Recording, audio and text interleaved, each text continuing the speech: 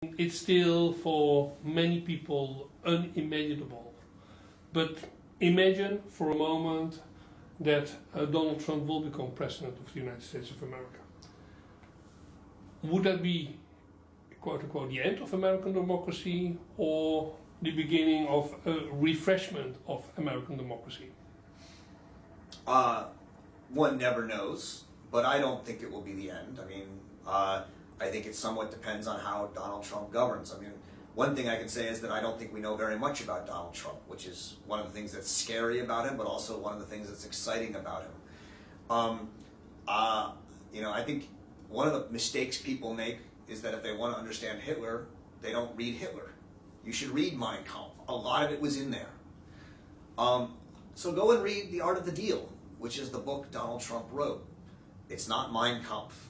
It's not great literature. But I think you can see page by page, step by step, what he's doing as a presidential candidate. It's a book about a businessman who has a chip on his shoulder, who wants to make deals because he thinks it's fun. He actually has fun making deals. And he takes very seriously the fun about bringing people together and saying, you're going to sell this guy that, he's going to sell you this, and you're going to sell me this. And they say no, and he makes it happen, right?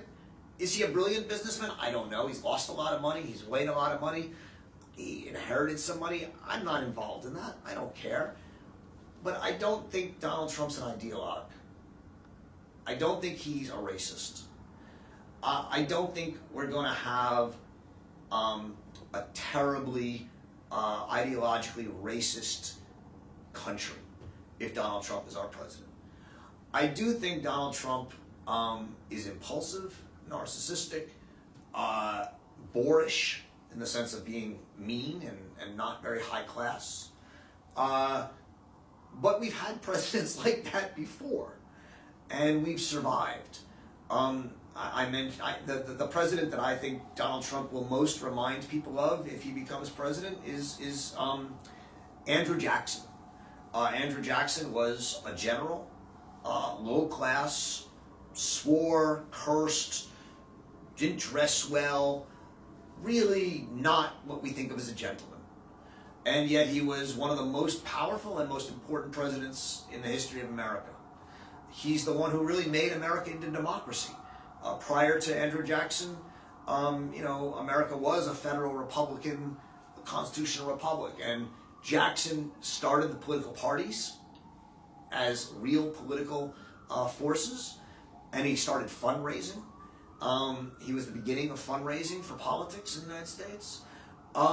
He was the beginning of a populist, democratically elected president who just terrified the elites of this country, terrified them, and hated them, and they hated him.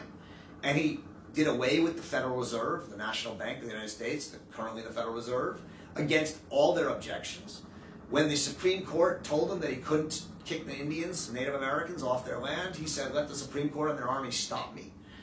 He basically governed as a populist, democratic tyrant. And yet, he was probably the most popular and democratic president we've had. We survived that.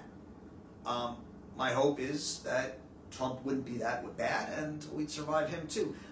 We may actually get some good things from Donald Trump, just like there's a lot of good things that came out of Andrew Jackson's presidency. He's considered one of the most important presidents in the country. He's on the $20 bill.